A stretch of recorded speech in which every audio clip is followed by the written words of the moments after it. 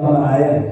ہم خود نہیں آئے۔ کتنے احباب ہیں جو چاہنے کے باوجود بھی نہیں آئے۔ میرے دوست حضرت مفتی عبدالرحمن صاحب کرنول، جو ہر وقت کبھی بھی میں ادھر آتا ہوں تو میرے ساتھ ہمدن رہتے ہیں، میرے سے پہلے وہ آ جاتے ہیں، لیکن آج ان کو طبیعت ناساز ہونے کی وجہ سے، بخار کی وجہ سے وہ جو ہے شرکت کے لیے تڑپتے ہوئے بھی طبعی عذر کی بنیاد پر نہیں آ سکے۔ اسی طرح اور بھی کئی علماء ہیں جنہوں نے مجھے بتایا کہ وہ شریک ہوں گے لیکن نہیں آ سکے۔ تو بہرحال اللہ کی توفیق سے ہم آئے ہیں اور اللہ نے ہم کو کچھ دینے کے لیے بھیجا ہے آج کے اجلاس میں۔ یہ اجلاس انتہائی بابرکت ہے، اس لیے کہ ابھی 15ویں شب سے میں اس دن غازی آباد میں ایک بہت بڑے جلسے میں شریک تھا، جہاں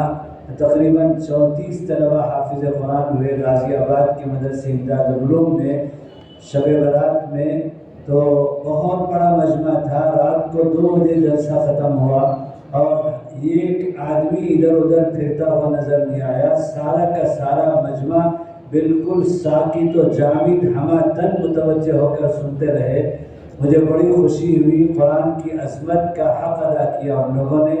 یہ وہ اجلاس ہے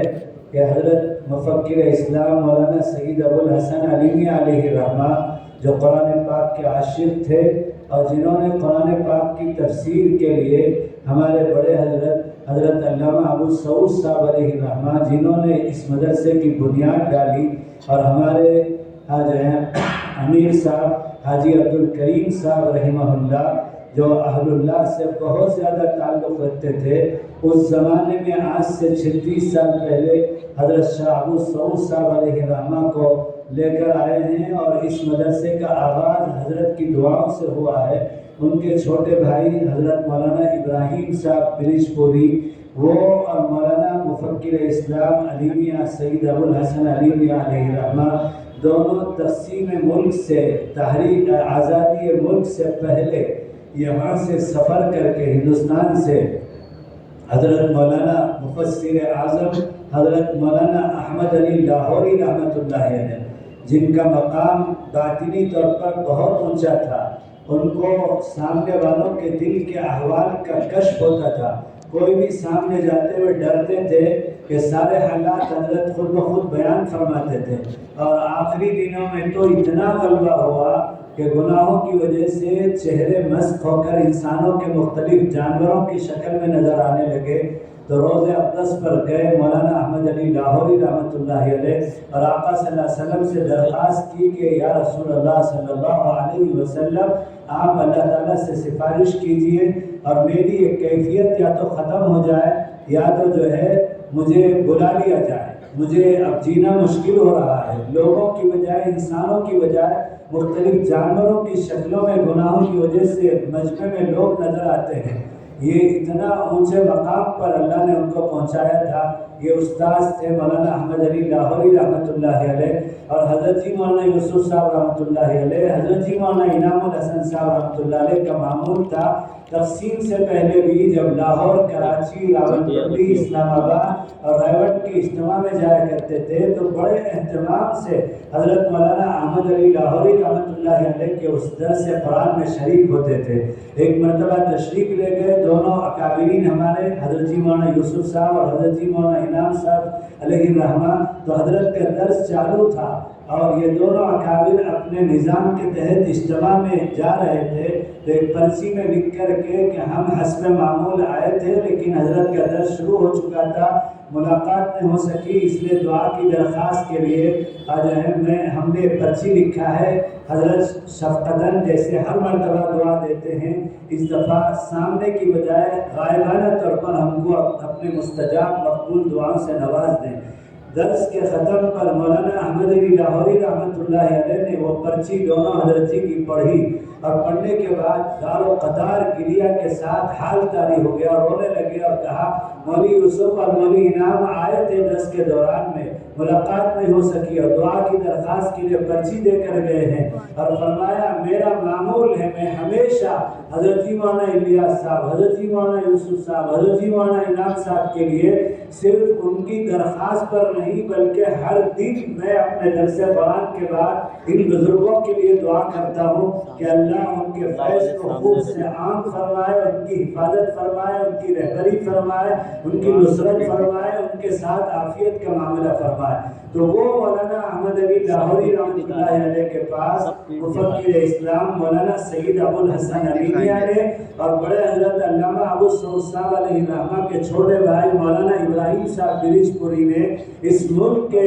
آزادی سے پہلے جا کر مکمل از اول بسم اللہ الرحمن الرحیم سے لے کر سورہ ناس تک پوری تفسیر مکمل ان کے پاس پڑھا تھا۔ وہ مفکر اسلام میرے علاقے میں آج ہے ایک بہت بڑی مسجد ہے، یہ علماء کرام جانتے ہیں، شہر چنئی کے اندر بڑی میٹ مسجد کہلاتی ہے، وہاں آج کل میرے شاگرد مفتی سید سعید صلی اللہ اب جو ہے وہ امام و خطیب ہیں، اور ماشاءاللہ وہاں ایک سے ایک، ان سے پہلے قاری قاسم صاحب بھوپالی علیہ الرحمہ، اور ان سے پہلے حضرت مولانا اسحاق صاحب علیہ الرحمہ، اور ان سے پہلے حضرت مولانا احمد علی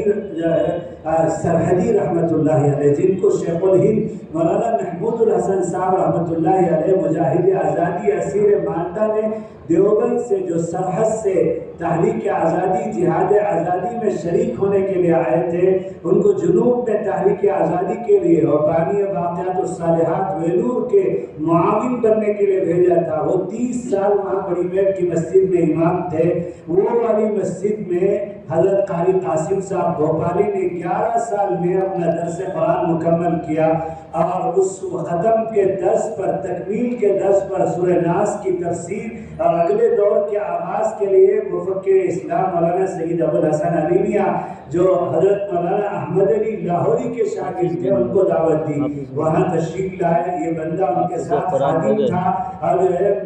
میں حضرت مولانا سید رابع حسنی صاحب جو ان کے بعد ہر جگہ پر پرسنل لا بورڈ میں، ندوۃ العلماء میں، دارالعلوم دیوبند میں، مظاہر سہارنپور میں اور رابطہ عالم اسلامی میں ہر جگہ پر ان کے جانشین بنے تھے، وہ بھی ساتھ میں تھے۔ تو اس وقت میں حضرت نے وہ درس قرآن جو ختم تکمیل فرمایا اور دوسرے دور کا آغاز فرمایا، تو اس جلسے میں فرمایا کہ کبھی کبھی اللہ تعالیٰ اپنے خاص بندوں کو آنکھوں سے حقیقت کا مشاہدہ کرا دیتے ہیں۔ میں اس وقت دیکھ رہا ہوں، میں اللہ کی قسم کھا کر کہتا ہوں، حضرت مولانا علی میاں نے فرمایا کہ آج کے اس مجلس کی نسبت اللہ کے پاکیزہ مقدس ترین کلام کے ساتھ ہے، لہذا میں فرشتوں کو آسمان سے رحمت لے کر نزول ہوتے ہوئے آسمان سے لگاتار اس مجلس تک فرشتوں کا تسلسل ہے، میں آنکھوں سے دیکھ رہا ہوں۔ اور پھر فرمایا سکینت اور رحمت نے اس پوری مجلس کو ڈھانپ رکھا ہے۔ حضرت نے فرمایا کوئی مانے نہ مانے لیکن میں تو آنکھوں سے دیکھ رہا ہوں۔ اور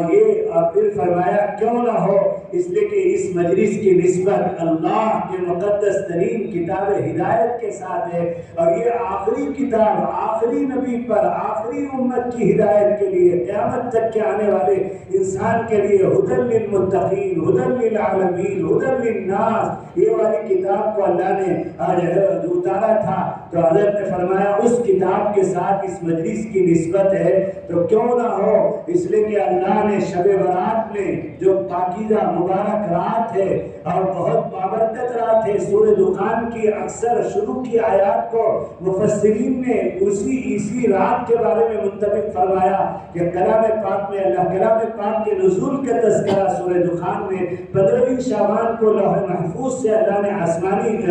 دنیا میں اتارا، اور یہ بابرکت رات کا انتخاب فرمایا۔ پھر آسمانی دنیا سے زمینی دنیا کے لیے اللہ تعالیٰ نے شب قدر، جس کے بارے میں اللہ نے خود تعارف کرایا، اِنَّا أَنزَلْنَاهُ فِي لَيْلَةِ الْقَدْرِ وَمَا أَدْرَاكَ مَا لَيْلَةُ الْقَدْرِ لَيْلَةُ الْقَدْرِ خَيْرٌ مِّنْ أَلْفِ شَهْرٍ، ہزار مہینوں سے زیادہ عبادت والی، 80 سال سے زیادہ عبادت والی رات کو اللہ نے آسمانی دنیا سے زمینی دنیا میں اس کلام مجید کو اتارنے کے لیے منتخب کیا، اور پھر جس فرشتے کا انتخاب کیا وہ سارے کروڑوں اربوں انگنت فرشتے جن کو ماننا ہمارے عقیدے میں اور ایمان میں داخل ہے۔ آمنت باللہ وملائکتہ، ایمان لایا میں اللہ پر اور فرشتوں پر، ان کروڑوں انگنت اربوں فرشتوں کا جو سردار ہے رئیس الملائکہ، اللہ نے اس فرشتے کا اس کلام مجید کو زمین میں اپنے صاحب شریعت، اپنے محبوب، اپنے حبیب آقا صلی اللہ علیہ وسلم تک واسطہ بنایا، حضرت جبرائیل علیہ السلام کو، اور اللہ تعالیٰ نے ان کی اطاعت اور ان کی فرما برداری اور ان کی امانت اور ان کی صداقت پر کلام مجید میں آیت اتاری۔ سورہ تکویر میں اللہ ان کے بارے میں کہتا ہے مطاع ثم امین، وہ کہ مطیع و فرما بردار تھے، انہوں نے 23 سال میں جو میں نے کام ان کو کتاب ہدایت کو اپنے حبیب میرے آقا صلی اللہ علیہ وسلم تک پہنچانے، میرے حبیب صلی اللہ علیہ وسلم تک پہنچانے کی جو ذمہ داری دی اس میں حبہ برابر کوئی کمی نہیں کی۔ اللہ نے اس کتاب کو اتارنے کے لیے رئیس الملائکہ، اتنے مقدس ترین فرشتہ جن کے بارے میں حدیث پاک میں وضاحت ہے کہ ان کا سر 7ویں آسمان پر اور ان کے پیر 7ویں زمین پر، اور ایک بازو پر آدھی دنیا اور ایک بازو پر آدھی دنیا، اتنے طاقتور اور قوی الجسامت اور جو ہے اتنے مقدس فرشتے کو اس قرآن مجید کے اتارنے کے لیے اللہ نے منتخب کیا۔ اور پھر جس سینے کو اللہ نے منتخب کیا، 23 سال کی مدت میں جس سینے پر یہ قرآن اترا، وہ امام الانبیاء، وہ سید الانبیاء، وہ افضل الانبیاء، اور وہ رحمت للعالمین، وہ خاتم النبیین، وہ خاتم المرسلین، اور وہ محسن انسانیت جن کو اللہ نے شیخ سعدی علیہ الرحمہ نے اتنے سے شعر کے اندر اتنا جامع تعریف کیا کہ اگر اس کو پھیلائیں تو گھنٹوں اور بھی اس پر تقریر کر سکتے ہیں۔ بعدس خدا بزرگ توئی قصہ مختصر، بعدس خدا بزرگ توئی قصہ مختصر، یہ فارسی میں شیخ سعدی علیہ الرحمہ فرماتے ہیں سب سے اعلیٰ درجے کی تعریف آقا صلی اللہ علیہ وسلم کی یہ ہے کہ اللہ کے بعد اگر کوئی بزرگ و برتر شخصیت اور ذات ہے تو وہ آقا صلی اللہ علیہ وسلم کی ذات ہے۔ بعض لوگ کبھی کبھی ہر زمانے میں آقا صلی اللہ علیہ وسلم کی شان میں گستاخی کرتے ہیں، کوئی عرض نہیں کرنے دے، وہ جان بوجھ کر کرتے ہیں اور مجھے اور آپ کو چھیڑنے کے لیے کرتے ہیں۔ لیکن میرے دوستو، اللہ نے قرآن مجید میں سورہ انشراح کے اندر علم نشرح میں یہ آیت اتار کر بتا دیا ہمیشہ ہمیشہ کے لیے میرے حبیب کا مقام میرے نزدیک یہ ہے، وَرَفَعْنَا لَكَ ذِكْرَكَ، ہمیشہ ہمیشہ کے لیے میں نے اپنے حبیب کا درجہ بلند سے بلند تر کر دیا ہے۔ اب اگر کوئی جو ہے اپنے دہن سے آقا صلی اللہ علیہ وسلم کی شان میں گستاخی کرتا ہے تو وہ جو ہے بدقسمت ہے، اور وہ جو ہے منحوس و ملعون و مردود ہے جو آقا صلی اللہ علیہ وسلم کی شان میں گستاخی کرتا ہے، اور اس کی گستاخی سے آقا کی شان اور منقبت اور مرتبے میں کوئی فرق نہیں پڑتا۔ تو آقا صلی اللہ علیہ وسلم کی ذات بابرکت کو اللہ نے اس کلام مجید کے لیے اتارا، اور پھر آگے حضرت مولانا علیمیہ فرماتے ہیں یہ پوری 6600 سے زیادہ جو آیتیں کلام مجید میں سورہ فاتحہ کی الحمدللہ رب العالمین سے لے کر من الجنۃ والناس تک اللہ نے اتارا۔ سورتوں کے شروع میں لکھا ہوا ہے یا تو یہ مکیہ ہیں یا تو یہ مدنیہ ہیں، یعنی مکہ مکرمہ میں اتاری گئی یا تو مدینہ منورہ میں اتاری گئی، اور مکہ مکرمہ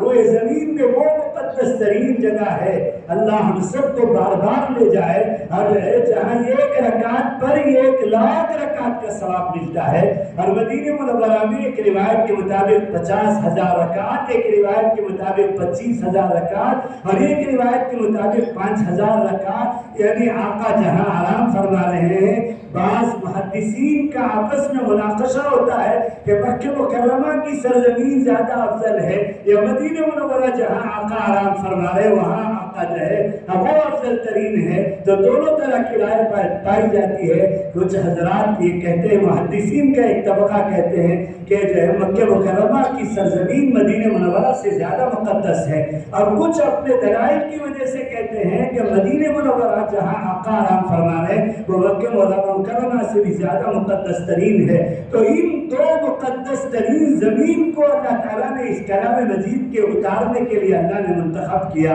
اور پھر اللہ تعالیٰ نے جس امت کے لیے یہ کتاب ہدایت بنا کر اتارا، قیامت تک آنے والی اس امت محمدیہ کے لیے قرآن میں اللہ تعالیٰ نے خود اس کلام مجید کا تعارف کیا، کنتم خیر امت اخرجت للناس تأمرون بالمعروف وتنہون عن المنکر وتؤمنون باللہ، کہ تم بہترین امت ہو۔ اب تک جتنی سینکڑوں امت جن کی گنتی نہیں بتا سکتے، آدم علیہ السلام سے لے کر حضرت عیسیٰ علیہ السلام تک، ان سب میں سب سے بہترین امت وہ امت محمدیہ ہے۔ آج ہے اس لیے آج ہے حضرت ابراہیم علیہ السلام نے معراج کے سفر میں دادا نبی نے کہا تھا، ہمارے آقا صلی اللہ علیہ وسلم سے مبارکبادی پیش کی، تہنیت پیش کیا، سلام پیش کیا، اور آپ پر سلام اور تہنیت کے ساتھ میرے اور آپ کے لیے سلام بھیجا، اور میرے اور آپ کے لیے مبارکبادی اور تہنیت بھیجی کہ آپ کی امت جو بہت قابل رشک ہے کہ زمین میں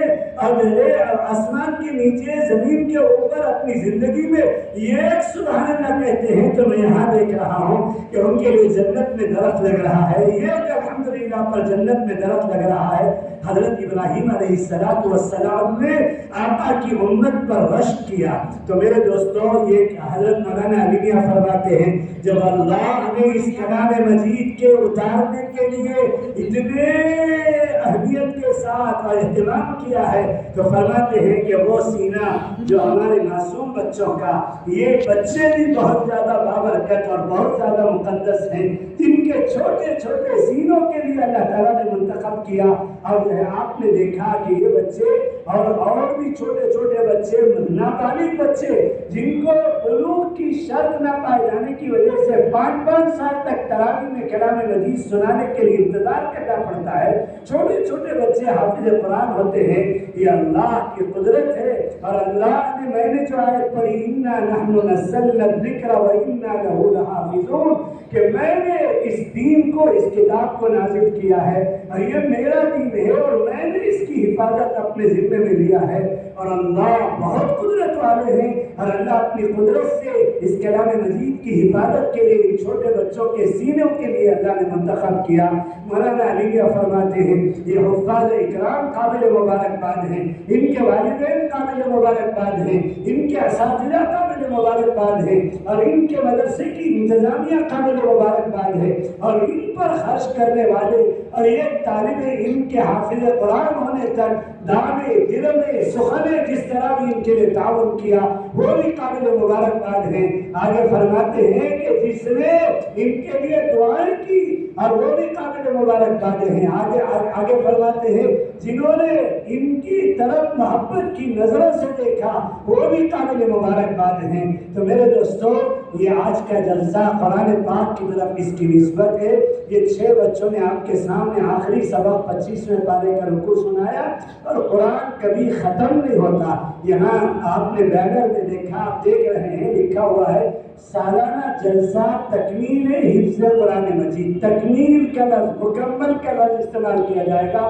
قرآن کے ساتھ میں ختم کا لفظ کبھی، جب تک یہ روئے زمین باقی ہے، اور اللہ جب تک اس قرآن کو باقی رکھیں گے، قرآن مجید کو کوئی ختم نہیں کر سکتا۔ لوگ ہر زمانے میں کوشش کرتے چلے آ رہے ہیں، لیکن اس کے باوجود بھی ایک قرآن مجید 1450 سال سے ایک ایک حرف کے ساتھ، ایک ایک نقطے کے ساتھ، اور ایک ایک جو ہے لفظ کے ساتھ باقی ہے۔ یہ ایک نقطہ اس کا آج تک جو ہے کوئی بدل نہیں سکا، نہ بدل سکتا ہے۔ تو میرے دوستوں،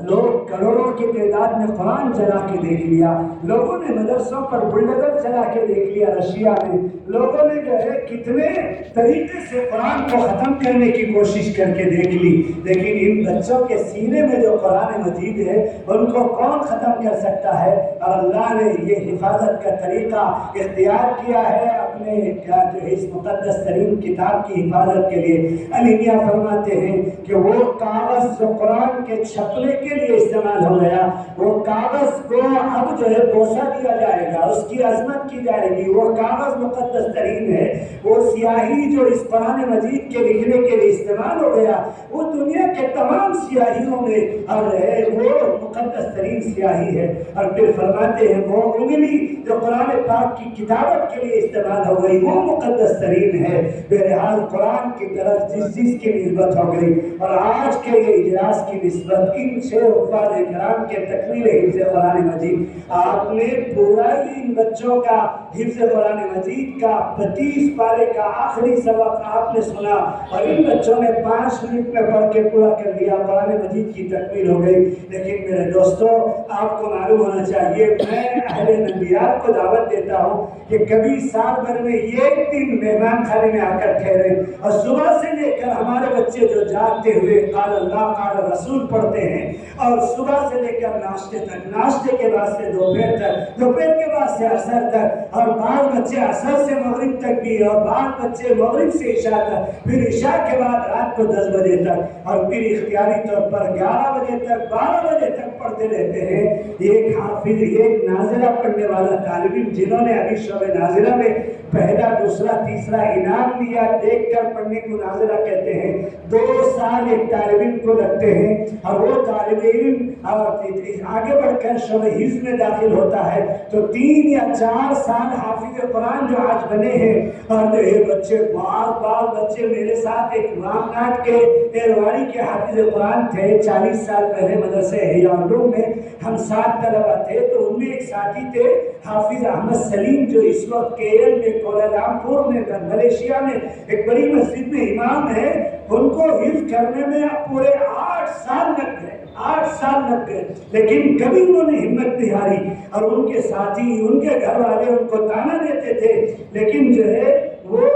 کبھی بھی ہمت نہیں ہاری اور لگے رہے، اور حافظ قرآن ہو گئے، اور قرآن نے آج ان کو اتنے بڑے مقام پر پہنچا دیا۔ ان کی مسجد ہزاروں مصلیوں سے بھری رہتی ہے ملیشیا کے اندر، کوالالمپور میں اللہ نے ان کو مقام اور مرتبہ دیا اسی قرآن کی وجہ سے۔ تو بہرحال یہ حافظ قرآن 4 سال میں عام طور پر، اور آگے اپنے حافظہ و ذہانت کے اعتبار سے 1 سال 2 سال بڑھا کر حافظ قرآن ہو کر یہاں تک پہنچتے ہیں جو آپ نے دیکھا ہے۔ پھر یہ بچے آگے عالمیت میں داخلہ لیں گے، اور فارسی اول دوم سوم چارم پنجم ششم ہفتم دورہ، یہاں تک تقریباً 8 سال میں یہ 4 بچے جنہوں نے آج جو ہے عالمیت کے لیے ان کے دستار باندھی گئی اور ان کو شایا پہنایا گیا، یہی ہمارے دارالعلوم طیبہ کے طلبہ ہیں جو اس سال کے فارغ ہیں۔ اس سے پہلے 36 سال میں کئی سالوں میں کئی طلبہ کئی مدرسوں سے، جامعات سے، دارالعلوم سے فارغ ہو کر عالم ہو چکے۔ اسی طرح یہ اس سال کے 6 حفاظ ہیں، لیکن اس سے پہلے 36 سال میں سینکڑوں حفاظ ہمارے دارالعلوم طیبہ سے فارغ ہو چکے۔ یہ اس بانی مدرسہ حاجی عبدالکریم صاحب امیر صاحب کے اخلاص کا نتیجہ ہے، جن کو یاد کرنا میں سمجھتا ہوں ضروری ہے، اور یہ ان کے لیے صدقہ جاریہ ہے جنہوں نے آج ہے اس وقت دعوت کے کام میں بھی آج ہے اپنا حق ادا کیا، اور کار نبوت کی تینوں شکلیں جو اللہ نے نبی کریم صلی اللہ علیہ وسلم کو آج ہے طے کیا نبوت کے کام کے لیے، تعلیم تبلیغ اور تزکیہ، تو دارالعلوم طیبہ تعلیم کے لیے مرکز قائم کیا اور علامہ ابو سعود صاحب کو لے کر آئے، اور اسی طرح زندگی بھر یہ جہاں آپ بیٹھے ہیں اور یہ اتنا بڑا مجمع، اور اس سے 10 گنا بڑا مجمع جو دعوت سے جڑا ہوا ہے، وہ ہمارے امیر صاحب رحمۃ اللہ علیہ کی فکروں کا نتیجہ ہے۔ دعوت میں انہوں نے زندگی کھپا دی اور دارالعلوم طیبہ کے لیے زندگی کھپا دی، اور اسی طرح ولی کامل جو ہمارے مدراس میں سیلم میں مدرسے علوم کے بانی اور 50 سالہ اجلاس میں انہوں نے خود صدارت کی، میں بھی وہاں شورا کا رکن تھا اور میں بھی وہ جلسے میں تھا 50 سال میں۔ حضرت مولانا شفیق خان صاحب رحمۃ اللہ علیہ جو شیخ الحدیث مولانا زکریا صاحب کے اجل خلفاء میں سے تھے، ان کے ہمارے امیر صاحب خلیفہ بھی تھے. تو تعلیم میں بھی اور تبلیغ میں بھی اور تزکیہ میں بھی جامع شخصیت تھی جنہوں نے حق ادا کیا، اور زندگی میں ان 3 شعبوں کے اندر 19-20 کا فرق آنے نہیں دیا. برابر درجے کا 33.3 33.3 اور 33.3 100 کو 3 حصوں میں تقسیم کر کے تینوں شعبوں کی آبیاری ہمارے امیر صاحب نے کیا. تو میرے دوستو، یہ منظر آپ کو ہر جگہ دیکھنے کو نہیں مل سکتا کہ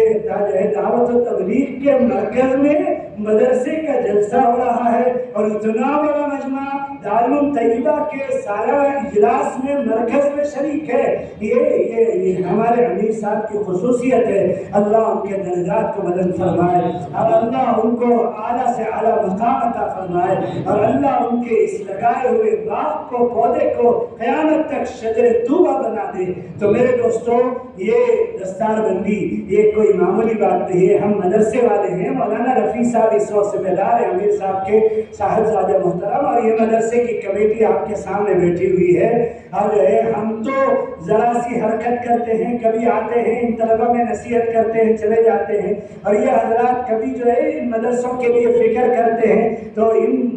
طلبہ کے لیے کھانے پینے رہنے اور تعمیری کام کے لیے کچھ انتظام ہوتا ہے. لیکن اصل محنت تو ان طلبہ کی ہے، اور اصل محنت تو ان اساتذہ کی ہے، اور اصل قربانی تو ان کے والدین کی ہے. ایک والدین اپنے لاڈیلا کو، خاص طور پر ماں اپنے بچے کو، میرے دوستوں چھڑا کر، میں نے پرسوں بھی 50 سالہ اجلاس میں شری وردھن میں کوکن میں کہا تھا، وہ تقریر مفتی رفیق نے بر وقت لکھا ہے. میں نے وہاں بھی کہا تھا کہ ہمارا یہ بچہ ماں سے نکل کر جب آتا ہے گود سے ناظرہ شروع کرنے کے لیے مدرسے میں، یا حفظ شروع کرنے کے لیے مدرسے میں، یا عالمیت میں داخلے کے لیے، تو ہم کو سیرت کی کتابوں کا وہ منظر یاد آتا ہے کہ حضرت آمینہ حضور صلی اللہ تعالیٰ علیہ وسلم کی اماں جان، وہ جو ہے دایا حلیمہ کے حوالے کر کے عرب کے دستور کے مطابق کتابوں میں لکھا ہے، دور تک جہاں تک دایا حلیمہ کی سواری جا رہی تھی غائب نہیں ہو گئی، اپنے لاڈلے کی محبت میں کھڑے ہو کر دیکھتی رہی.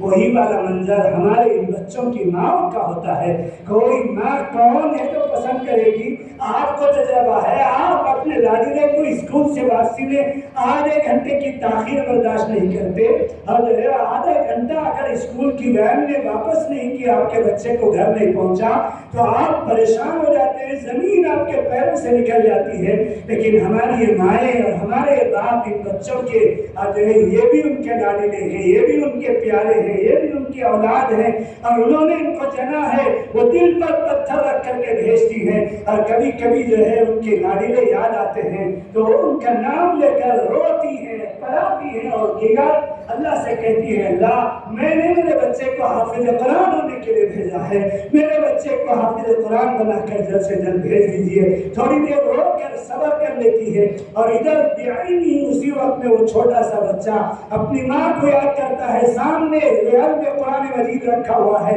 لیکن ماں کی یاد کی وجہ سے اس کی زبان میں تلاوت کی وجہ ہے، چھوٹا سا معصوم بچہ ہے، امی امی کہہ کر روتا ہے. ہم یہ منظر مدرسوں میں دیکھتے ہیں میرے دوستو. یہ بچے اتنی قربانیوں کے ساتھ آتے ہیں، ماں باپ قربانی دیتے ہیں، ان کے اساتذہ ان کو رات و دن جوہد مسلسل یعنی مسلسل مجاہدے کے بعد حافظ بناتے ہیں. کسی فیکٹری کے اندر کسی بھی طرح کی پروڈکٹ کی مینوفیکچر کرنا اور یہ بہت آسان ہے. کپڑے بنانا، اپنے برتن بنانا یا اینٹ بنانا، کوئی بھی سامان دنیا کی انسان کی ضرورتوں کی اشیاء بنانا فیکٹریوں میں بہت آسان ہے. لیکن یہ ہمارے مدرسے انسان تیار کرنے کے فیکٹری ہیں. یہاں انسان تیار کیے جاتے ہیں، اور کسی بھی سامان کے اشیاء کی فیکٹری میں ایک پروسیس کے تحت میں 500 چیزیں ایک ساتھ تیار ہو کر باہر آ جاتی ہیں. لیکن ہمارے ان مدرسوں میں ایک کلاس میں، ایک درسگاہ میں 15 طلبہ کے 15 طرح کی مزاج ہوتے ہیں. کوئی گرم ہوتا ہے، کوئی نرم ہوتا ہے، کوئی شریر ہوتا ہے، کوئی شریف ہوتا ہے، کوئی ذہین ہوتا ہے، کوئی غبی ہوتا ہے، اور طرح طرح کے الگ الگ موڈ کے طلبہ ہوتے ہیں. لیکن استاد ان 15 طلبہ کو بڑی محبت کے ساتھ دن میں محنت کر کے راتوں میں رو کر اور اللہ سے مانگ کر اور یہاں تک ہم کو پہنچاتے ہیں. ہم مدرسے والے ہیں, ہم اس منظر کو نہیں بھول سکتے کہ ایک بچہ شدت کے ساتھ ہفتے کے دن سے لے کر جمعے کی انتظار میں ہے کہ جمعے کی چھٹی کا دن کب آئے گا. اتوار, پیر, منگل, جمعرات, چاشمہ, جمعرات گزر کر جمعہ میں جب چھٹی ہوتی ہے تو بچہ گیٹ کے پاس کھڑا ہوا اپنے ابو جان کی آمد کا انتظار کرتا ہے. اتنے میں ایک جو ہے باپ آتا ہے بائک کے اندر, اس کے گود میں تھیلا ہے جو ماں نے اس بچے کے لیے اپنے لاڈلے کے لیے جو ہے کچھ کھانے پینے کا سامان دیا ہے, اور یہ بچہ بے اختیار محبت سے جا کر بائک میں اچھل کر باپ کے سینے سے لگ جاتا ہے اور باپ اسے بے اختیار پیار کرتا ہے اور انگین بوسے دیتا ہے اور بات کرتا ہے اس سے, اور اس کے بعد ماں کی دی ہوئی اس تھیلے سے نکال کر اس کا ناشتہ کراتا ہے اور واپس ہی میں جاتے ہوئے 150 روپے کا جیب خرچ دے کر جاتا ہے. تو بعینی اسی وقت میں ایک بچہ کونے میں کھڑا ہوا ہے جس کے سر پر باپ کا سایہ بھی نہیں ہے, جس کے سر پر ماں کا سایہ بھی نہیں ہے. ابھی ہمارے 6 حفاظ میں ایک بچے کے بارے میں بتایا گیا کہ اس کے باپ نہیں ہے, مرحوم اس کے بعد نام کے ساتھ لکھا ہوا ہے. تو بہت سے بچے ہمارے وہ ہوتے ہیں جن کی مائیں نہیں ہوتی. مجھے ایک طالب علم نے ابھی بتایا مدرسے میں کہ اس کی والدہ نہیں ہے اور وہ 8 سال سے یہاں حضرت مولانا کے پاس رہتا ہے, وہ گھر بھی نہیں جاتا. عید مولانا اس سال بھی اس نے کہا کہ میں مولانا کے ساتھ آ جائے, مولانا رفیع کے ساتھ, ہمارے بڑے حضرت کے ساتھ عید کروں گا. کسی کی ماں نہیں ہے, کسی کا باپ نہیں ہے, کسی کی ماں بھی نہیں ہے, باپ بھی نہیں ہے, اور وہ بچہ کھڑے ہو کر اس منظر کو دیکھ رہا ہے, زار و خطار اپنے آنسوں کو روک نہیں پا رہا ہے اور دل میں سوچتا ہے اے کاش میری بھی ماں ہوتی, مجھے بھی ناشتے کا ناشتہ بھیجتی, اے کاش میرا بھی باپ ہوتا اور مجھے بھی اس طرح سے جا کر کے بریک میں ناشتہ کرا کر جاتا. وہ بچہ زار و خطار روتا ہے اور تھوڑی دیر رو کر صبر کر کے پھر کھیل کود میں لگ کر نہا دھو کر مسجد میں جمعے کی نماز میں پہنچ کر پھر شام کو مغرب میں پڑھنے میں لگ جاتا ہے. یہ ساری قربانیوں کے بعد, انتھک کوششوں کے بعد, ماں باپ کی قربانیوں کے بعد اور اساتذہ کے مجاہدے کے بعد, طالب علم کے انتھک محنت کے بعد, سالوں کی محنت کے بعد, اور میرے دوستوں معلمین کے ان کو راحت و آرام کے لیے کوششوں کے بعد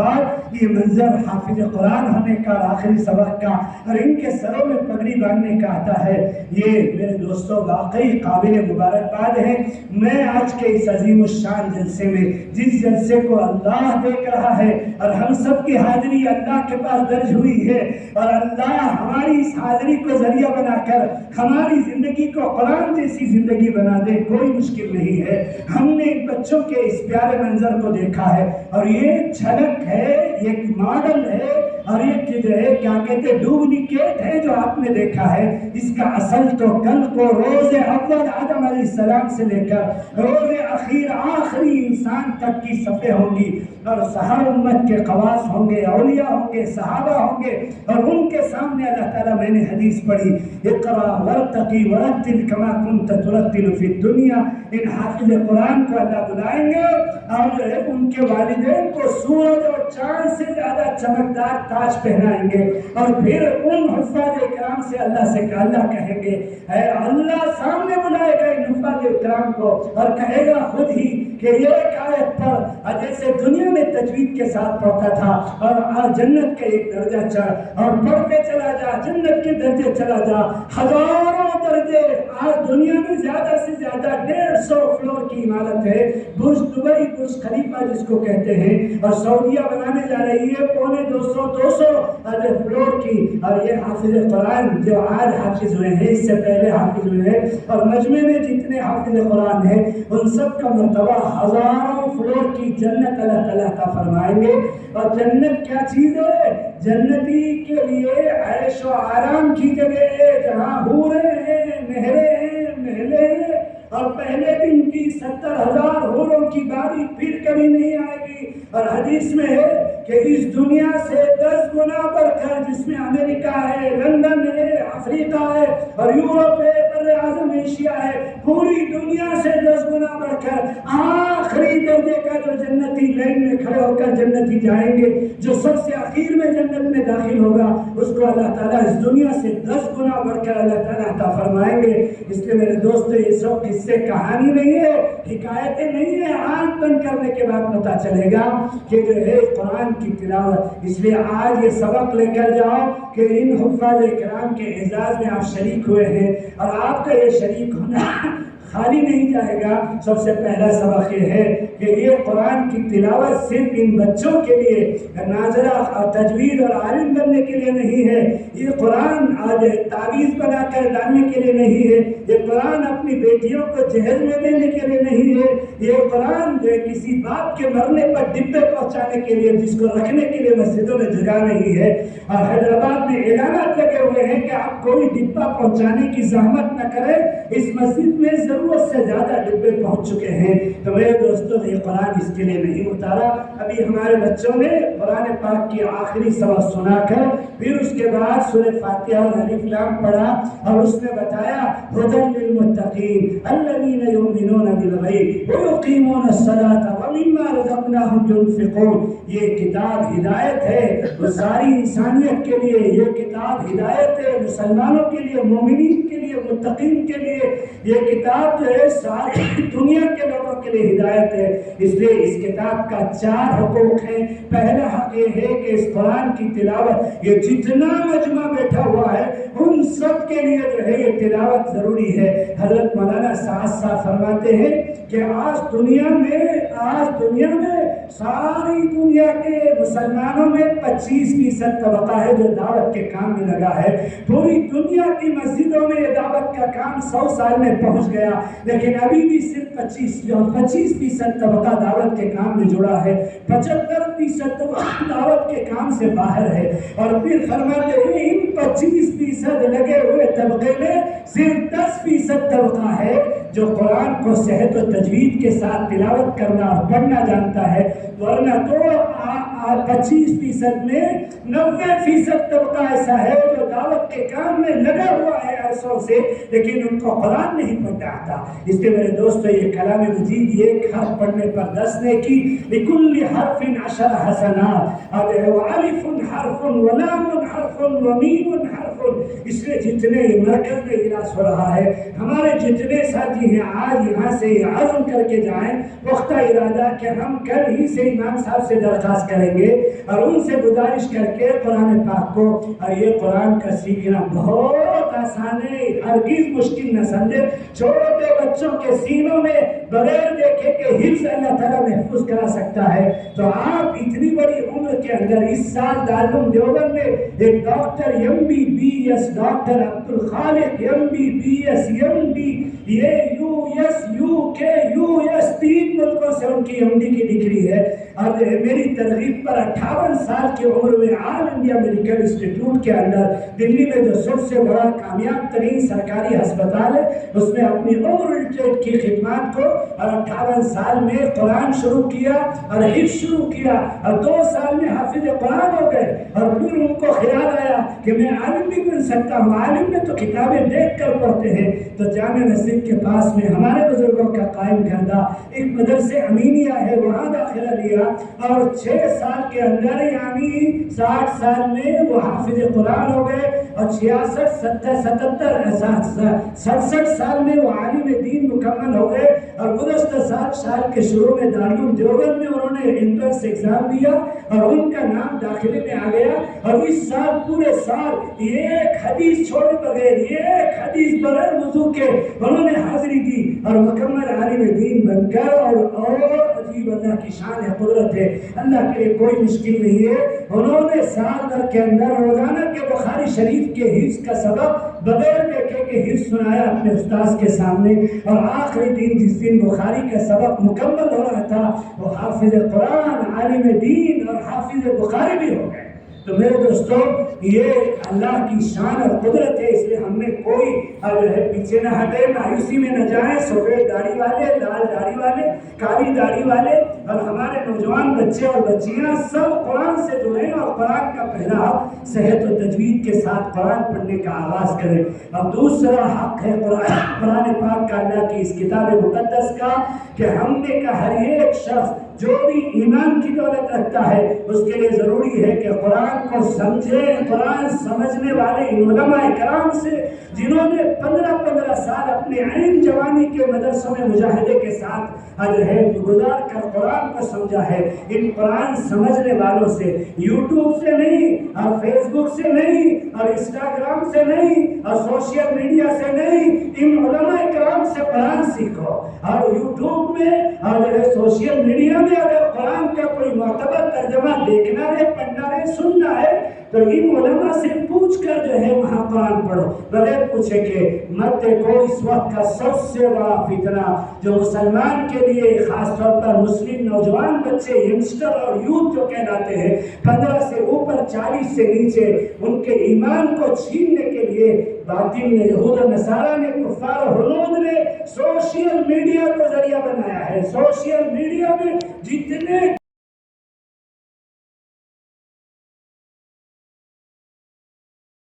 ختم ہے وہ مایوسی ہے، خوف و ہراس ہے، خودکشی ہے، سوسائڈ ہے۔ یہ پوتری گیم کھیل کر کتنے ہمارے نوجوان بچے خودکشی میں حرام کو اپنے جہنم میں چلے گئے۔ تو میرے دوستوں اس لیے سوشل میڈیا سے چوکنا نہ ہو۔ یہ سوشل میڈیا جائز حدود کے اندر ضرورت کے لیے شرعی اعتبار سے استعمال کرنے کی اجازت ہے، ورنہ خواہشات کے لیے اور اپنے ایمان بیچنے کے لیے اور گمراہی میں جانے کے لیے نہیں ہے۔ یہ ایک شکل تو باطن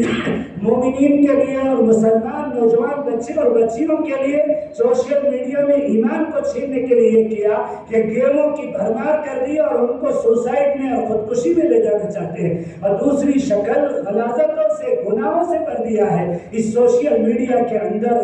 زنا کا نیٹ ورک ہے۔ 100-200 روپے میں آسانی سے، مجھے بتایا بنگلور کے اندر کہ ایسی عورتیں ہیں جو اپنا قہوہ خانہ، زنا خانہ چلاتی ہیں 2-2 گھنٹے کے لیے، کہ اسکول جاتی ہے ہماری گھر کی بیٹی اور آٹو والا بروکر بن کر کے ان قہوہ خانوں میں، زنا خانوں میں ان عورتوں کے پاس 2 گھنٹے کے لیے پہنچاتی ہیں۔ وہاں لڑکے بھی پہنچتے ہیں، وہاں لڑکیاں بھی پہنچتی ہیں اور زنا 2 گھنٹے میں کر کے پھر وقت پر اسکول سے گھر جاتی ہیں۔ اور ماں باپ دھوکے میں ہے کہ ہمارے بچے اسکول اور کالج میں جا رہے ہیں، لیکن وہ تو زنا سے جڑے ہوئے ہیں۔ سوشل میڈیا میں زنا ہے، سوشل میڈیا میں شراب ہے، سوشل میڈیا میں جوا ہے، سوشل میڈیا میں نشہ ہے، سوشل میڈیا میں قتل ہے، سوشل میڈیا میں تمام کبیرہ گناہ ہے جس سے آج ہمارا نوجوان جڑا ہوا ہے۔ ہمارا نوجوان ماں باپ کے کنٹرول سے باہر ہوتا جا رہا ہے۔ میرے دوستوں اس لیے ہمارے نوجوان اپنے ایمان کا سودا گناہ کو اپنا کر نہ کرے۔ ایمان بہت بڑی دولت ہے، یہ ایمان ہے تو دنیا میں ہم کامیاب ہیں اور آخرت میں کامیاب ہیں۔ اور ایمان کہتے ہیں اللہ کو ماننا، اللہ کے فرشتوں کو ماننا، اللہ کی کتابوں کو ماننا، اللہ کے پیغمبروں کو ماننا، قیامت کو ماننا اور تقدیر ہر اچھا اور برا اللہ کی طرف سے اس کو ماننا، اور مرنے کے بعد کی زندگی کو ماننا، قبر والے احوال کو ماننا اور حشر کے احوال کو ماننا، جنت اچھے لوگوں کے ٹھکانے کو ماننا اور گنہگار، کافر، مرتد اور مشرک کا ٹھکانہ جہنم کو ماننا، یہ ایمان کہلاتا ہے۔ ایمان بہت بڑی دولت ہے جو مجھے اور آپ کو 1450 سال کے بعد تسلسل کے ساتھ ہمارے صحابہ، ہمارے تابعین، ہمارے اولیاء، ہمارے علماء کے بڑے مجاہدے کے بعد یہاں تک ہم کو یہ ایمان پہنچا ہے۔ اور یہ ایمان کی حفاظت کے قلعے یہ مدرسے اور دارالعلوم طیبہ ہیں۔ یہ مدرسے جب تک ہیں تو لوگوں میں ایمان باقی رہے گا۔ یہ مدرسے جس وقت کمزور پڑ جائیں گے لوگوں میں ایمان کمزور پڑ جائے گا۔ حضرت مولانا علی فرماتے ہیں جس طرح کرنٹ بجلی کے پاور ہاؤس ہوتے ہیں اور وہاں سے تار کے ذریعے سے جڑ کر ہر ایک گھر والا اپنے روشنی کی ضرورت سے روشنی کھینچ کر تار کے ذریعے سے اپنی ضرورتیں پوری کرتا ہے، اسی طرح ایمان والے کا تعلق ان علماء سے، مدارس سے جتنا زیادہ مضبوط رہے گا اتنا زیادہ ایمان زندگی میں باقی رہے گا۔ یہ ایمان کی حفاظت کے قلعے ہیں اور پاور ہاؤس ہے۔ تو اس لیے یہ چندے مانگتے ہیں مدرسے والے کہ زکوٰۃ کا بہترین مصرف دارالعلوم طیبہ اور زکوٰۃ کا بہترین مصرف سراج العلوم ہے۔ تو میرے دوستو یہ ہمارے علماء مجبور ہے آج سے زکوٰۃ مانگنے پر، ورنہ کان کھول کر سن لیجئے، میں آج صاف صاف کہہ کر جانا چاہتا ہوں نندیال والوں کو کہ یہ علماء کا احسان ہے کہ آپ کے پاس زکوٰۃ مانگنے کے لیے آتے ہیں، ورنہ آپ کے ذمے سنت نہیں، مستحب نہیں، واجب نہیں،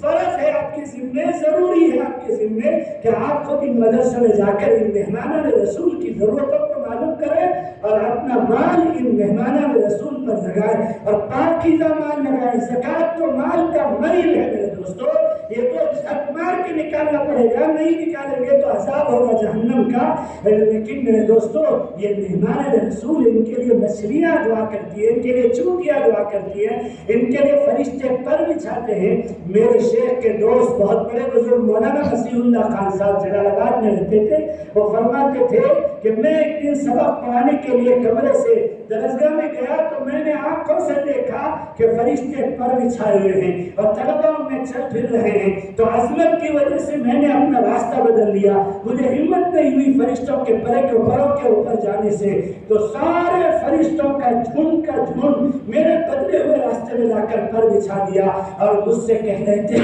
کہ آپ کا مقام، ان مہمانوں کے رسول کا مقام یہی ہے کہ ہم ان کو نیچے زمین پر چلنے نہیں دیں گے، ان کے لیے اللہ نے ہم کو حکم کیا ہے کہ ہم اپنے پروں کو بطور قالین ان کے لیے بچھائیں۔ مولانا مسیح اللہ خان صاحب نے آنکھوں سے دیکھا، تو اس لیے آپ کے ذمہ ضروری ہے، فرض ہے اور کمپلسری ہے آپ ان مدرسوں کی حفاظت کریں اور آپ اپنے ان مدرسوں میں جائیں اور جا کر کے یہاں کی ضرورتیں معلوم کریں۔ اللہ کے بندے، ابھی میرے علاقے میں میل نشارم میں ایک حاجی عبدالغفور صاحب تھے، گزشتہ ہفتہ ان کا انتقال تھا، مجھ سے بڑا انتقال ہوا، مجھ سے بڑا تعلق تھا اور بہت بڑے تاجروں میں ان کا شمار ہوتا تھا۔ ہمارے بچے جو میل نشارم میں پڑھتے ہیں وہ ان کا نام ان کو دیکھے ہوئے ہیں، ان کو جانتے ہیں، اللہ ان کے درجات بلند فرمائے اور ان کی مغفرت فرمائے۔ بڑا نیک انسان تھا، مدرسوں سے علماء سے ان کو اتنی محبت تھی اور بعینی ہے ایسا ہی حال ہمارے امیر صاحب حاجی عبدالکریم صاحب کا بھی تھا۔ ہر عالم سے، ہر مدرسے سے، ہر اللہ والے سے ان کا بے حد عاشقانہ درجے کا تعلق تھا۔ حاجی عبدالغفور صاحب نے 10 مسجدیں اکیلے خود اپنے خرچ سے بنائی، اور میں یہ سنانا چاہتا ہوں کہ ایک مرتبہ دارالعلوم دیوبند وہ میرے ساتھ گئے اور جب دارالعلوم دیوبند کی جو بڑی مسجد رشید ہے وہاں پہنچے تو مجھ سے کہا کہ آپ بار بار ہر سال آتے ہیں، آپ مہمان خانے میں چلے جائیں مفتی صاحب، میں تھوڑی دیر رہ کر کچھ نوافل پڑھ کر آنا چاہتا ہوں۔ تو میں چلا آیا، میرے آنے کے بعد مسجد رشید میں جو بیچ میں ہنڈی لگی ہوئی ہے اور جو ہر ہفتے مولانا عبدالخالق مدراسی جو ہمارے مفتی عبدالوہاب صاحب دعوت برکات ہوں، اللہ ان کی عمر میں صحت میں برکت عطا فرمائے، ہماری امت کا بہت بڑا سرمایہ ہے جنہوں نے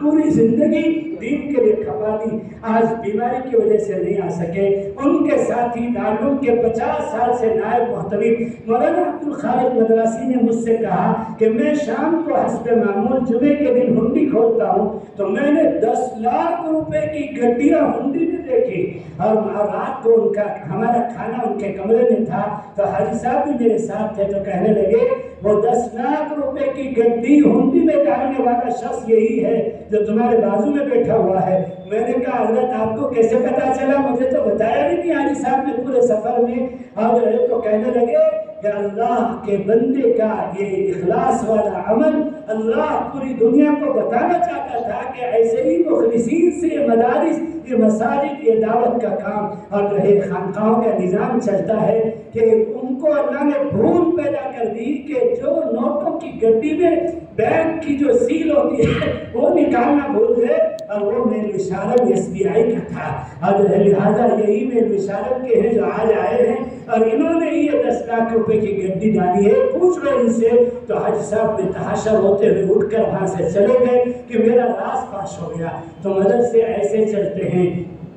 لوگ پوچھتے ہیں کہ تمہارا آڈیٹنگ دیکھنا چاہتے ہیں، لوگ پوچھتے ہیں IT والے کہ ہم آپ کے مدرسے کا انکم اور ایکسپینڈیچر دیکھنا چاہتے ہیں، لوگ پوچھتے ہیں کہ مدرسوں میں FCRA ہے یا نہیں، فارن کا پیسہ آتا ہے؟ نہیں، مدرسے تو اللہ چلاتے ہیں، اور جس کو اللہ سعادت دینا چاہتے ہیں دنیا اور آخرت میں، اس کے جان مال کو اللہ تعالیٰ منتخب کرتے ہیں۔ اور ایسے مخلصین سے مدرسہ، میں یہ بھول نہیں سکتا کہ میں تروپتی میں مولی ابراہیم کے مدرسے میں بیٹھا ہوا تھا، وہ مدرسہ بند ہو چکا تھا، میں نے مولی ابراہیم کو بٹھا کر دوبارہ اس مدرسے کو شروعات کرائی، جامع العلوم تروپتی جس مدرسے کا نام ہے، اور آج کروڑوں روپے کی عمارت اس مدرسے کی بن چکی ہے تروپتی میں۔ مولی ابراہیم کے پاس میں بیٹھا ہوا تھا، ایک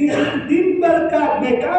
میکانک کی دکان میں کالے کپڑے میں میل کچل کے ساتھ کام کیا ہوا، اور میں اپنے اس کالے لباس کے ساتھ آیا اور مدرسے میں آ کر 70 روپے کی روزانہ کی اس کی مزدوری میں سے 30 روپے مدرسے میں رسید کاٹ کر 40 روپے میں اپنے گھر کا سامان لے کر مدرسہ جو ہے گھر جا رہا ہے، اہل و عیال کا حق ادا کرتے ہوئے۔ مدرسے اس طرح چلتے ہیں، ایسے مخلصین سے اللہ مدرسے چلاتے ہیں۔ اس لیے میرے دوستوں، آپ آگے بڑھیے، مدرسے کے ضروریات کو آپ پورا کیجیے، خود جائیے مدرسے کے اندر۔ تو دوسرا حق ہے اس کلام مجید کا کہ قرآن سمجھے، درس قرآن میں بیٹھے، تفسیر میں بیٹھے، اور علماء سے گزارش کرے کہ حضرت آپ ہماری مسجد میں درس قرآن شروع کیجیے، ہم کو بتائیے کہ قرآن ہم سے کیا کہتا ہے، اور قرآن سمجھیے سمجھنے والوں سے۔ تیسرا حق ہے قرآن جیسی زندگی بنائیے۔ صرف نماز، روزے اور زکوٰۃ اور حج کا نام دین نہیں ہے، اس سے پہلے ایک شعبہ ہے۔ ابھی ہمارے بچوں نے تیلگو زبان میں